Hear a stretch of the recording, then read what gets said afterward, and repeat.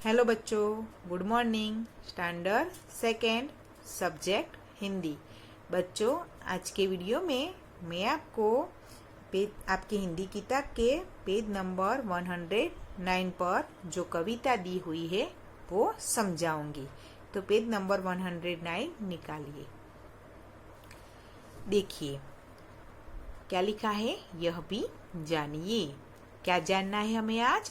6 ऋतुएं।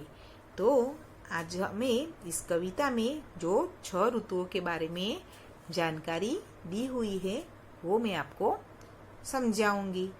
तो सबसे पहले हम यहाँ जो कविता दी है वो उसका गान करेंगे। उसके बाद मैं आपको ये कविता समझाती हूँ।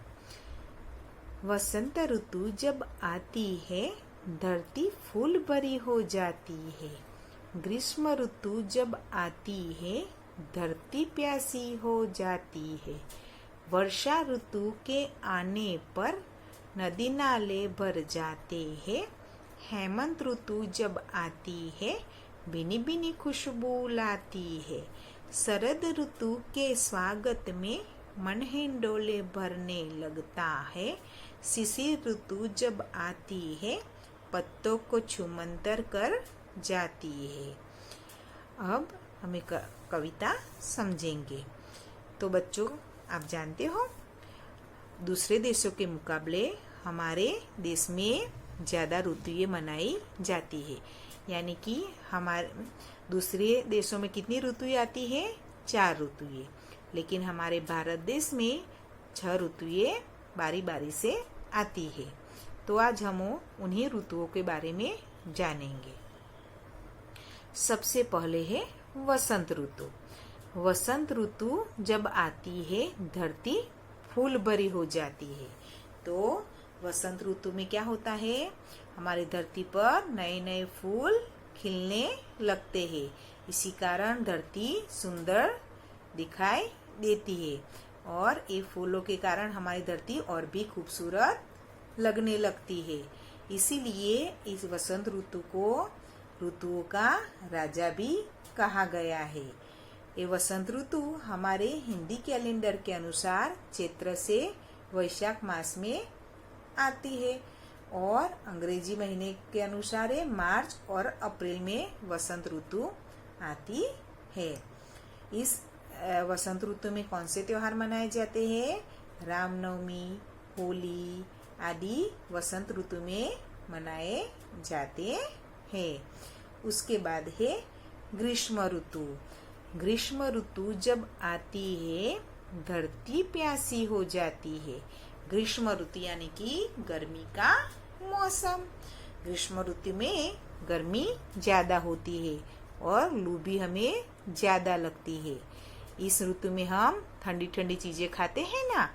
और इस ऋतु में कौन से फल आते हैं? तरबूज, खरबूजा, आम आदि फल भी आते हैं।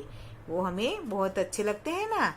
तो ये गर्मी के मौसम में गर्मी के कारण धरती क्या हो जाती है? प्यासी। यानी कि पूरा पानी क्या हो जाता है? सूख जाता है। नदी नाले भी सूख जाते हैं। उसके कारण धरती प्यासी हो जाती है। अब ग्रीष्म ऋतु के बाद वर्षा ऋतु। वर्षा ऋतु के आने पर नदी नाले भर जाते हैं। मैंने आपको अभी बताया ना कि ग्रीष्म ऋतु में गर्मी के कारण नदी नाले का पानी होता है वो सूख जाता है और वर्षा ऋतु में बारिश आने पर वही नदी नाले बारिश के पानी से वापस भर जाते हैं। और छोटे छोटे बच्चे वर्षा की ऋतु में जब बारिश आती है तो बारिश में भीगने के लिए निकल जाते हैं ना और कागज की नाव बनाते हैं, फिर बारिश के पानी में तैराते हैं। इस सब चीजों का बच्चे बहुत मजा उठाते हैं।